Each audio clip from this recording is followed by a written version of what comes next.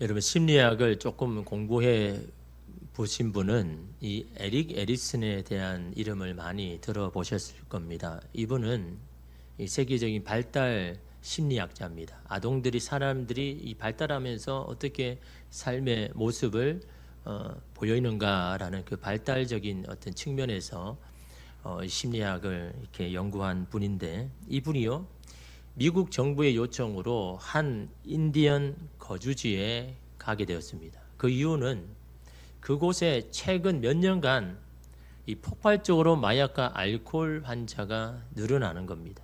또 특히 이 청소년 범죄가, 강력한 범죄가 급증하고 있으니까 도대체 뭐 때문에 무슨 이유로 그렇게 되었는지를 한번 밝혀달라고 그런 요청을 받고 이 에릭 에리슨이 그 지역으로 갔는데, 가장 먼저 간 게 이 부모죠. 가정입니다. 가정에 가서 도대체 무슨 일이 일어나나라고 보기 위해서 가정으로 갔죠. 그래서 모든 사실은 일들은 가정에서 여러분 시작이 되지 않습니까? 그 가정에 갔더니 이 인디언 부모들이 자식을 불러놓고는 막 호되게 야단치는 겁니다. 야, 너희들은 인디언인데 왜 백인처럼 생각하고 그렇게 살아가느냐? 너희가 인디언이라는 것을 절대로 잊지 않고 살아야 된다라고 막 그렇게 강조를 하는 겁니다. 그 다음에는 학교를 찾아갔는데 정부에서 파견된 이 교사들이 이 아이들을 불러놓고는 가정에서 배운 대로 행동하는 이들을 향하여, 야, 너희들은 왜 배운 대로 행하지 않는 거야? 너희가 아직도 벌판을 뛰어다니는 인디언이라고 생각하는 거야?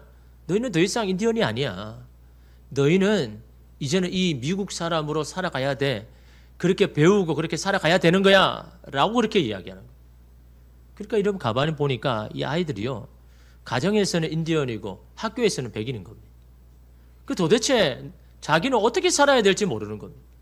자기의 정체성이 혼란을 오니까 어떻습니까? 자기 감정대로 나가는 대로 그냥 사는 겁니다. 아이들의 일탈은 어떻게 보면요, 내가 누구인지를 좀 알려달라고 원하는, 내가 누구인지를 알려고 하는 몸부림일 수도 여러분 있는 거죠. 이 정체성이 얼마나 여러분이 중요한지 이것이 혼란해 여기면요, 그 사람의 삶의 열정도 잃어버리고 내가 도대체 어떻게 살아야 되는지도 길도 다 잃어버리는, 그래서 그냥 이 감정만 남은 사람으로 살아갈 수밖에 없는 게 이 정체성의 혼란성에 있다라는. 그래서 이 에릭슨이요, 이곳에 일어나는 심각한 사회 문제의 원인은 정체성을 잃어버린 아이들이 느끼는 무력감과 좌절감 때문이다. 이걸 치유하지 않고서는 눈에 보이는 이런 범죄의 이런 현상을 고칠 수는 없다. 저 아이들에게 분명한 정체성을 확립시켜주는 게 정말 중요하다라고 그렇게 이런 보고를 했다라는 거죠. 여러분, 이처럼 오늘 내가 누구인가는 참 중요한 겁니다. 우리 아이들이 여러분 청소년기 때 갑자기 뭐 이상한 행동을 한다. 그거는요, 내가 누구인지를 알아가는 과정인 겁니다. 막 이리저렇게 살면서 부딪히면서 그러면서 내가 누구인지를 형성해 가는 과정이 여러분 이 청소기 아닙니까? 그래서 여러분 오늘 말씀에도 이 정체성이 혼란한 한 사람이 나옵니다. 그 사람이 바로 모세입니다. 여러분 모세가 120년을 살았는데 이 모세의 삶을 세 가지로 나눌 수 있죠. 첫 번째는 바로의 아들의 삶으로 40년 살았던 삶. 그 다음에 뭡니까? 광야에서 목동으로 사는 40년. 마지막으로 40년은요, 이스라엘의 지도자로 사는 40년. 이렇게 이 세 가지로 나눌 수 있는데, 이 바로 왕의 아들로 살아가는 이 40년 시기는 어떻습니까? 자신 안에서 정체성을 만들어가는 과정입니다. 자기 안에서. 그러니까 이러면 자기는 비록 히브리인으로 태어났는데 실제로 살아가는 애굽인으로, 애굽의 왕자로 살아가잖아요.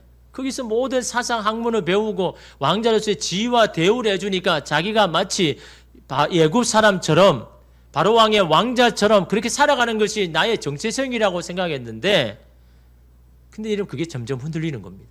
왜 그럴까요? 사람은요, 뿌리를 찾아가는 본능이 있잖아요. 아니, 나는 그 모습은 분명히 애굽 사람인데, 내 속 사람이란 내 거는 분명히 나는 히브리인데 도대체 나는 누구인가? 이 정체성의 혼란을 겪은 것이 바로 40년 인생을 살았던 이 모세의 삶에 남은 결과인 겁니다. 도대체 나는 누구인가? 도대체 히브리인인가 애굽인인가? 이런 정체성의 혼란한 가운데 일어난 사건이 뭡니까? 순간적인 감정으로 애굽 사람을 살인하고 그 결과 여러분 광야로 도망치게 되는, 범죄자로 도망치게 되는 여러분 그 결과를 여러분 낳게 되잖아요. 여러분 이처럼요, 자신 안에서 발견하는 정체성은요 불완전합니다. 오래가지 않습니다. 자신의 정체성을 자신 안에서 자신의 정체성을 세우는 사람은요 실패는 무너지고 성공에는 교만해지게 됩니다. 그래서 여러분 어떻습니까? 사람에게 배신당하면 어떨까요? 내 삶 전체가 흔들립니다. 도대체 나는 어떻게 살았나? 나는 어떻게 살아왔기에 이러나? 사람이 한번 배신당하면요 삶 전체가 흔드는 이유가 그 사람을 통해서 내 정체성을 확립하는가 그런 겁니다. 믿고 있는 사람 앞에 한번 배신당하면요 여러분의 삶 제대로 살 수 있을까요? 살 수가 없는 겁니다. 여러분의 정체성이 완전히 무너져 버리니까. 잘하다가도 여러분 한번 실패를 하죠. 그 실패 경험하면 어떻습니까? 또 내 삶이 막 흔들려 버리죠. 그 이유가 뭡니까? 내가 가지고 있는 내 형편과 상황에 내 정체성을 세우니까 그게 한번 무너지면요 더 이상 삶을 살 수가 없는 겁니다.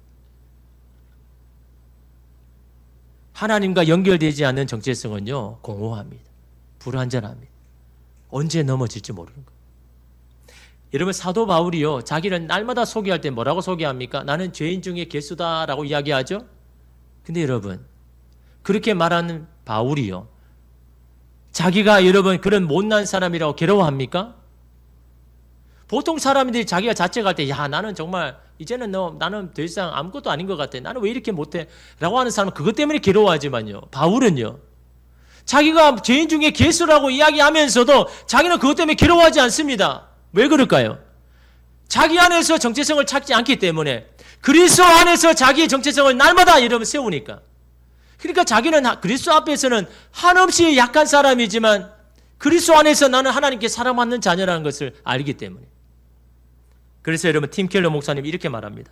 복음은 내가 생각했던 것보다 더 큰 죄인인 것을 깨닫게 해준다라고 이야기합니다. 복음은 알면 알수록 내가 주님 앞에서 너무너무 큰 죄인이라는 걸 깨닫게 되는 게 이 복음인데, 그런데 또한 내가 생각했던 것보다 더 사랑받는 하나님의 자녀가 된다라는 것을 알게 해주는 것이 바로 이 복음이다. 그러니까 여러분 어떻습니까? 그리스도 안에서 내 정체성을 확인한 사람은요 겸손과 용기가 동시에 주어지는 겁니다. 그리스도 안에서 나는 한없는 죄인이기에 나는 하나님 앞에 겸손하게 살아가죠. 그러나 그런 나는 하나님 앞에 사랑받는 자녀라는 것을 알기 때문에 용기 있게 살아가죠. 그래서 여러분 그리스도와 맺어진 정체성을 가진 사람은 세상이 흔들 수가 없는 겁니다. 나는 할 수 없지만 그리스도와 함께하는 나는 모든 것을 할 수 있다라고 하는 믿음의 고백 가운데 어떤 정체성이 여러분 세워집니까? 나는 약하지만 강하고 나는 아무것도 없지만 나는 부유한 사람이다. 나는 놀라운 정체성을 가지는 겁니다. 대부분 사람들이 여러분 나의 못난 것 때문에 나는 약해지고 무너지지만 나는 약한 것 때문에 나는 더 강해지고 나는 아무것도 없지만 더 부유하게 되는 사람은 바로 예수 그리스도가 나의 모든 것이 되니까 그리스도 앞에서 자꾸 나의 정체성을 세우니까 나는 괜찮은 겁니다. 약해도 괜찮고 적어도 괜찮고 배신을 당해도 괜찮고 버림을 당해도 괜찮고 실패해도 괜찮은 이유가 바로 우리는 그리스도 안에서 사랑받는 자녀라는 이 정체성이 있으니까 흔들리지 않는 겁니다. 모세는요 40세가 되자 이 정체성이 뭔지 모르는 겁니다. 그러다가 어떻습니까? 그래도 한쪽 반은요 여러분 히브리인이잖아요. 유대인이잖아요. 그러니까 유대인이 막 그렇게 힘들게 하는 것을 보니까 이게 갑자기 참지를 못하는 겁니다. 막 순간적인 감정으로 뭔가 내가 이스라엘을 위해서 내가 뭔가를 해야 되겠다라는 그 생각은 갸륵하지만 자기가 가지고 있는 그 힘을 가지고 그걸 하려고 하니까 어떻습니까? 한 번에 그냥 끝나버리죠. 그걸 통해서 여러분 영원히 여러분 하지 못하게 여러분 도망가 버리잖아요. 그럴 때 이 모세가 어떻게 생각했을까요? 야, 내가 정말 내 자신만 믿고 그렇게 했구나, 그렇게 실수했구나라고 자기를 여러분 돌아봤을까요? 아니요. 사람은 여러분 그렇지 않습니다. 내가 실패하고 못된 일을 당하면요 자꾸 남의 탓을 합니다. 남에게 자꾸 돌립니다. 그게 내가 살 수 있는 길이기 때문에 자꾸 그러죠. 이런 모세도 어떻게 했을까요? 하나님 도대체 왜입니까? 제가 그래도 이스라엘에서 뭔가 하려고 하는데 왜 안 되는 겁니까? 저는 잘해보려고 하는데 하나님 왜 나를 안 도와주십니까? 여러분 이 불만이요. 이 모세가 그걸 가지고 이러면 광야로 간 겁니다. 그러니까 그 불만을 가진 이 모세는 어떻게 살아갈까요? 미디안 여장과 삽니다. 결혼합니다. 그리고 아들을 낳습니다. 그리고 이제 미디안 사람으로 그냥 살아가기를 결단합니다. 그걸 어떻게 할 수 있습니까? 태어난 아들에게 할례를 안 행하는 겁니다. 여러분, 이스라엘은요, 아들이 태어나면 8일 안에 할례를 해야 되죠. 그래서 여러분, 이스라엘 백성이 애굽의 노예로 있을 때에도 그것이 하나님의 명령이기 때문에 다 했습니다.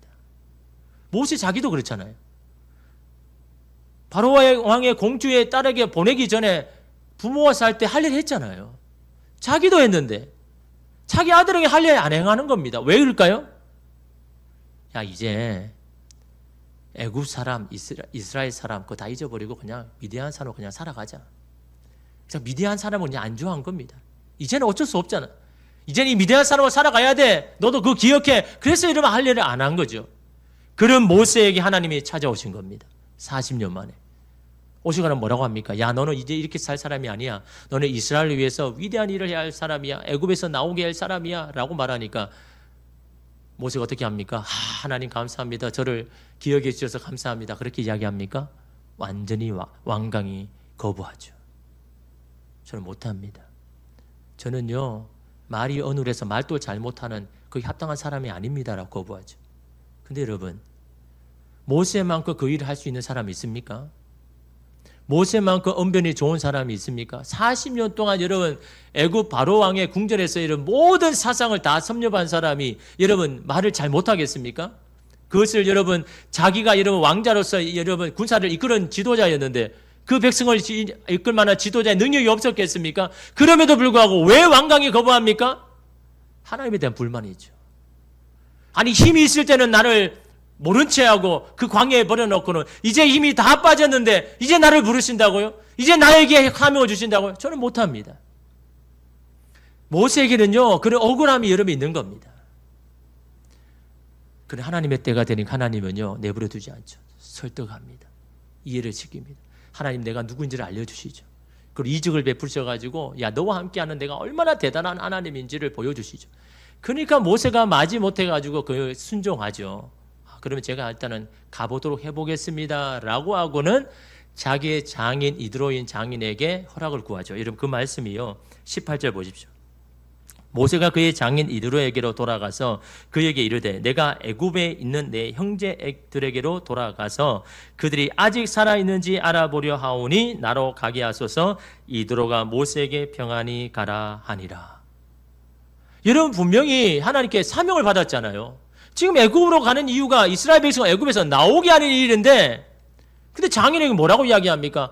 아, 장인어른, 제가 오랫동안 그 형제를 잊고 살았는데 이제는 그 형제들이 어떻게 사는지 한번 봐야 되겠습니다. 라고 그렇게 이유를 대는 겁니다. 왜요? 모세에게 아직 확신이 없으니까. 하나님이 말씀하긴 하셨지만 자기 안에 확신이 없는 겁니다. 정말 내가 정말 이 일을 해야 되나? 확신이 없으니까 여러분 그 확신하게 사명을 이야기 못하는 겁니다. 분명히 저 이야기하면 장인 어른은 막 저기 미쳤나 도대체 지금 다 늙어가지고 도대체 그 일을 하겠다라고 분명히 이야기할 거니까 자기 안에 확신이 없으니까 말을 못하는 겁니다. 그러니까 그 형제에게 가겠다고 이야기하죠. 근데 여러분 이 장인은 왜 허락합니까? 40년 시간이 그냥 아니잖아요. 이 40년이 지났으니까 이제는 미디안 사람으로 살 게다라고 믿으니까 갑자기 여러분 뜬금없이 막 그동안 아무 조용히 하다가 갑자기 그러니까 당황스럽긴 하지만 이제는 저 사람은 이제 미디안 사람이라고 믿으니까 여러분 그냥 허락을 해주죠. 근데 문제는 누구입니까? 그의 아내 시보라죠. 여러분 이 시보라는 어떻습니까? 시댁 식구 얼굴 한 번 본 적이 없습니다. 그냥 그 한 남자 믿고 결혼했잖아요. 그 당연히 여러분 이 모세는 미디안 사람이고 미디안의 가장이고 미디안의 남편이고 아버지라고 이런 믿고 그렇게 살았는데 갑자기 여러분 형제들을 보고 싶다라고 형제에게 찾아가야겠다고 나가니까 여러분 이 시보라 입장이 어떨까요? 야, 나이 들면 노망이 든다고 하는데 저 모세가 정말 노망이 들었구나. 아니 지금 이게 나이 늙어가지고 힘도 없는데 도대체 그 애굽으로 가서 도대체 반겨줄 사람도 없는데 왜 그거려 가는 거야?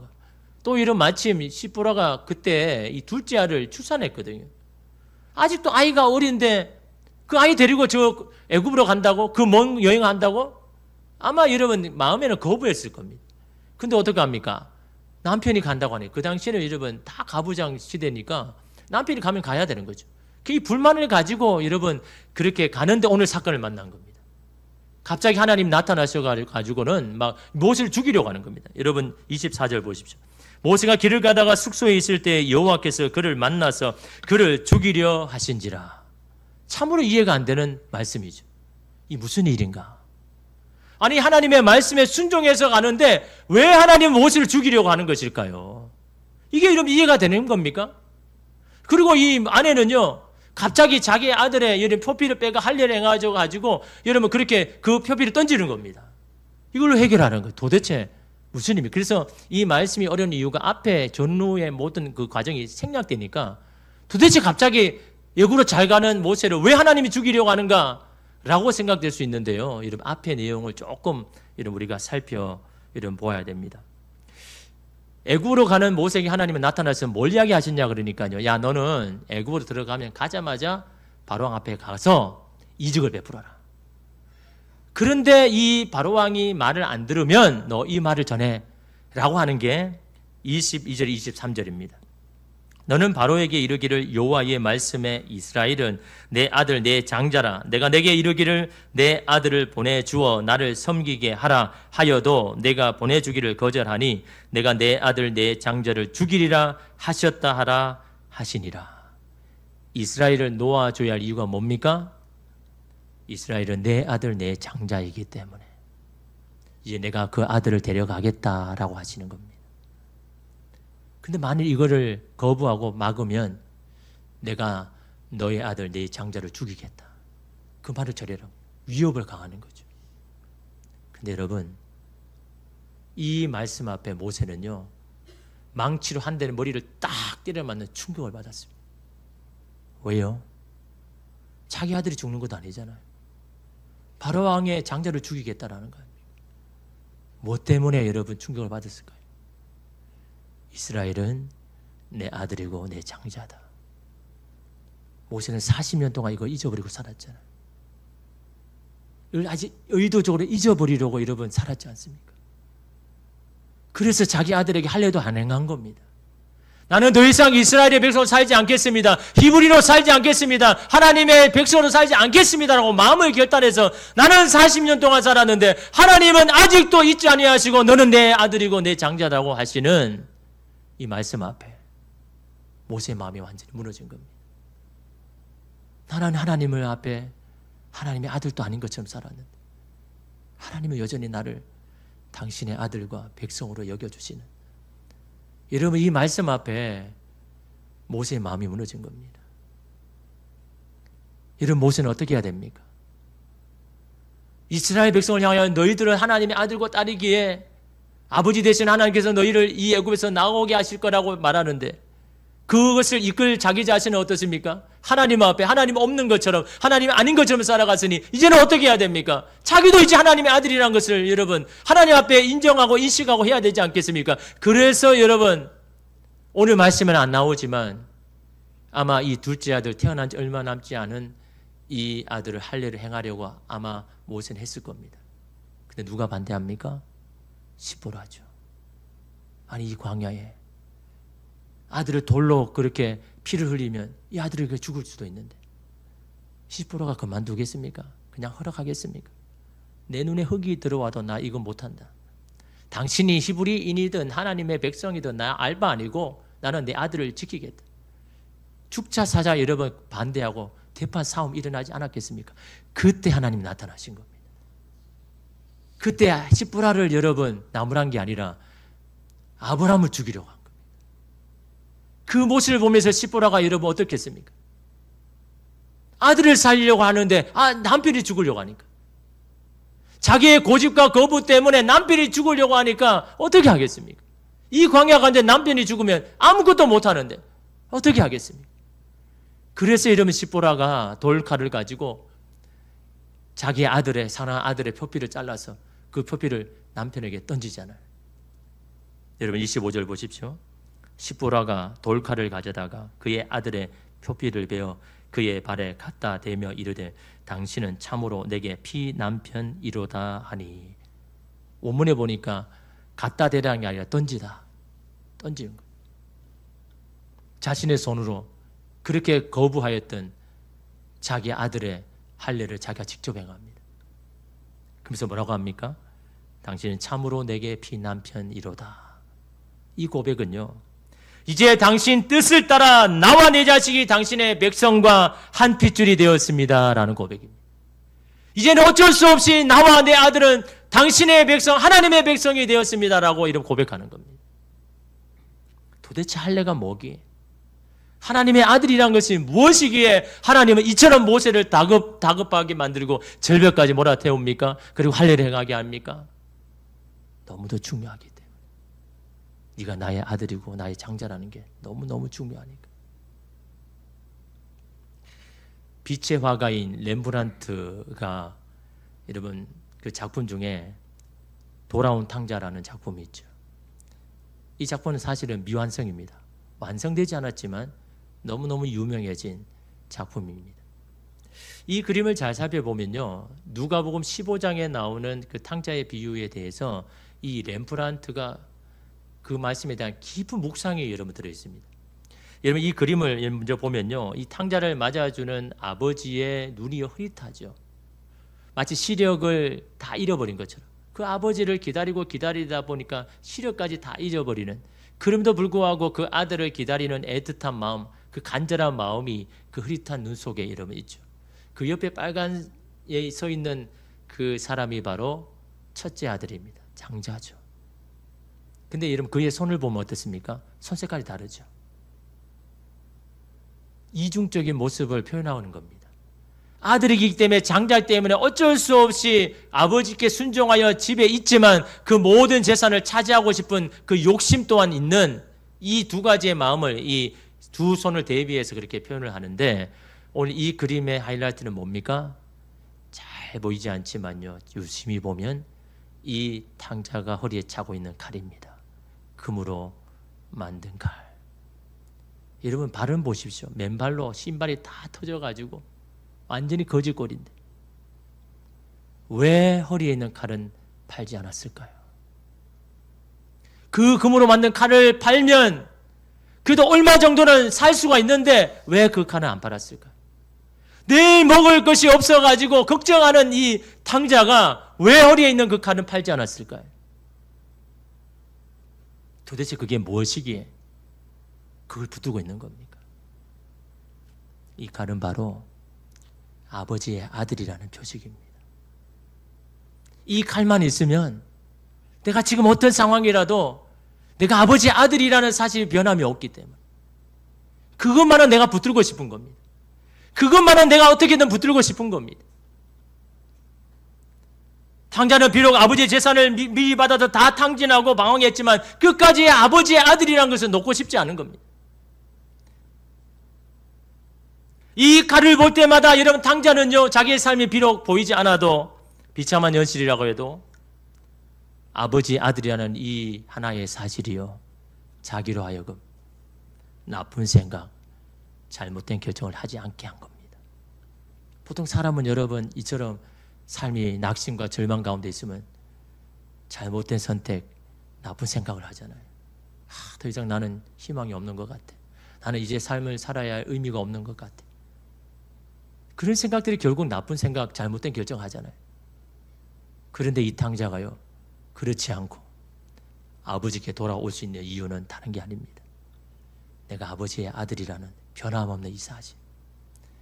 내 마음이 힘들 때마다 그 칼을 보면서 그 칼을 팔고 싶은 마음이 얼마나 많았겠습니까? 그럼에도 불구하고 이건 놓지 않는 겁니다. 내가 아버지의 아들이라는 이 사실 때문에 내 삶을 살아갈 수 있고, 그럼에도 불구하고 내 이 믿음을 지켜 나갈 수 있기 때문에 그에게 안전장치는 바로 아버지의 아들이라는 이 칼이었다라는 거죠. 여러분, 자동차를 타면 안전벨트를 매는 게 우선이죠. 상식이죠. 물론 안전운전이 우선되어야 되지만 안전벨트 차는 이유가 뭡니까? 혹시 모를 사고를 대비해서 하는 것 아닙니까? 우리 신앙도 마찬가지입니다. 건강한 믿음을 가지고 하나님과 동행하면서 신앙생활을 잘해야 되는 것은 당연하죠. 그게 우선되어야 됩니다. 그러나 여러분, 우리 인간은요, 연약하게 넘어지고 쓰러질 때가 많잖아요. 조그만 것에 여러분 마음이 무너질 때가 얼마나 많습니까? 그때마다 우리의 마음을 붙들 수 있는 안정장치가 우리에게 있어야 되는 거죠. 그것이 있는 사람은 다시 일어서는 겁니다. 그것이 없으면 그냥 넘어지는 겁니다. 그 안정장치가 여러분이 뭡니까? 아무리 힘든 현실 앞에서도 하나님에 대한 믿음과 신앙을 버리지 못하는 내 안의 안전장치가 여러분 그게 있어야죠. 여러분 요셉이 애굽의 총리가 되니까 바로왕이 뭘 줍니까? 애굽식 이름을 줍니다. 사브낫 바네아. 이름을 왜 줍니까? 너 이제 히브리라는 거 잊어버리고 이 애굽 사람으로 너 살아가야 돼. 너 그렇게 살아가야 돼. 그래서 이름을 준 거죠. 사브낫 바네아. 여러분 이 요셉이 거기에서 아내를 맞이해서 결혼하잖아요. 그 아내가 누구입니까? 유대인이 아니잖아요. 온에 있는 제사장의 딸 보디베라의 여러분 딸 아스날 아닙니까? 그런 상황에서 이 아내를 통해서 두 아들을 얻죠. 애굽에서. 아들의 이름을 뭐라고 짓습니까? 므낫세와 에브라임이라고 짓죠. 히브리식 이름을 짓습니다. 여러분 그 당시에 애굽인들은요, 히브리인들은 무시했습니다. 경멸했습니다. 근데 애굽의 총리가 된 사람이 굳이 자기 아들을 히브리식 이름으로 지어서 아들에게 힘들게 할 이유가 무엇입니까? 그냥 애굽식 이름으로 지으면 되잖아요. 그리고는 야, 너 그래도 너는 히브리 사람이야 라고 말하면 되지. 왜 굳이 서로 불편하게 그 자식이 힘들게 살 것을 알면서도 왜 굳이 히브리 이름으로 부르는 것일까요? 지어준 것일까요? 여러분이 이 요셉에게 안전장치가 바로 그겁니다. 아무로 이 땅에서 배불리 살아도 너희는 히브리 사람이라는 것을요, 아이들의 이름을 부르면서 인식시켜주는 거예요. 너가 아무리 이 땅에서 비를 먹고 살아도 너희는 이스라엘 사람 히브리인이라는 것을 기억하라라고 이름을 여러분 적어주는 겁니다. 아무리 이 땅에 산다 할지라도 우리는 나중에는 반드시 하나님의 가나안 땅으로 들어가야 할 그런 백성이라는 것을 심어주기 위하여서 히브리 이름을 준 겁니다. 그게 자기 자신을 지킬 수 있는 안전장치니까. 각박하고 분주한 세상을 살다 보면 우리가 누군지를 잊어버리고 살 때가 많죠. 분명히 우리는 하나님의 자녀인데도 보이는 현실 앞에 하나님의 자녀인지도 아닌지도 모르며 살아갈 때가 얼마나 많습니까? 그런 우리를 붙들어주는 여러분 안에 앉는 안전장치는 뭡니까? 그거 없으면요, 때마다 넘어집니다. 요동칩니다. 흔들립니다. 하나님과 연관된 우리의 정체성이 아니면요, 우리를 소망의 항구로 이끌지는 못하는 겁니다. 그러나 우리가 하나님과의 이 정체성 앞에 설 때 풍랑이 일어도 그 밧줄이 우리를 소망의 항구로 이끌어가는 겁니다. 요즘 폭우로 인해서 많은 이 지역들이 잠기고 막 마을들마다 큰 피해가 일어나지 않습니까? 그래서 한 기자가 물에 잠긴 마을을 취재하기 위해서 갔습니다. 가니까 완전히 막 전쟁터입니다. 막 여기저기 떠내려가고 애썼던 소가 막 떠내려가는 것을 보면서 막 가슴을 치면서 막 절규하는 사람들의 소리도 들리고, 저기에 뭐가 있는데 하면서 막 울면서 부르짖는 사람들의 소리가 들리고, 근데 그 중에 한 사람이 저기서 물을 가로지르면서 가방을 안고 이렇게 오는 겁니다. 이 기자가 생각하기에 야, 저 목숨을 걸고까지 그 가방 안에 뭔가 두는 것이 도대체 얼마나 귀한 것이기에 그 가방을 가슴에 안고 그 목숨을 걸고 그 강물을 건너나라고 생각해서 강물을 다 건넌 후에 그 남자에게 물었습니다. 도대체 그 가방에 뭐가 있기에 자신의 생명보다 더 중요한 것입니까? 도대체 그 안에 뭡니까? 라고 말하니까 그 아버지가 그러는 겁니다. 아, 이 가방에는요, 내 아들이 대학생인데 이제 기말이니까 리포트를 써야 되는데 이 리포트 쓰기 위해서 노트북이 필요하잖아요. 그래서 내 아들 그 과제하게 하기 위하여서 그 노트북을 가방에 넣고 며칠 동안 할 수 있는 네일을 넣어가지고 오는 겁니다. 1층이 완전히 잠겨가지고 죽을 수도 있는 그곳에. 그때도 누구 생각합니까? 아들 생각합니다. 자녀 생각합니다. 자녀를 걱정합니다. 그걸 보는데 이 기자가 야, 저게 보라고 자녀를 향한 아버지의 마음이구나. 그 아버지의 마음은 변함이 없구나. 아무리 자기의 집이 떠내려가도, 다 잠겨도, 그동안 해왔던 모든 수고가 다 헛수고가 돼도 그 아버지의 마음은 아들뿐이구나. 이런 그런 마음을 여러분 보았을 때, 여러분 하나님도 저와 여러분을 향한 마음이 이와 같지 않습니까? 그래서 여러분, 바울이 이렇게 말합니다. 로마서 8장 32절에 자기 아들을 아끼지 아니하고 우리 모든 사람을 위하여 내주시니가 어찌 그 아들과 함께 모든 것을 우리에게 주시지 아니하겠느냐. 모든 것을 복음 때문에 잃어버린 자들을 향하여, 야, 정말 자기가 아끼는 그 아들을 우리를 위해서 내어주시는 그 하나님이 너희에게 모든 것을 다 주지 않겠느냐 라고 이런 그렇게 권면의 말을 하면서 이런 말씀을 합니다. 로마서 8장 39절에 높음이나 기쁨이나 다른 어떤 피조한 물이라도 우리를 우리 주 그리스도 예수 안에 있는 하나님의 사랑에서 끊을 수 없느니라. 아멘이십니까? 그 어떤 것도 나를 향한 하나님의 사랑 끊을 수 없다는 거예요. 중단할 수 없다는 거예요. 여러분, 이것이 오늘 우리의 정체성이 되어야죠. 우리는 하나님의 아들과 딸이다라는 이 고백이 오늘 우리 속에 날마다 여러분 고백되어져야 할 오늘 우리의 정체성 아닙니까?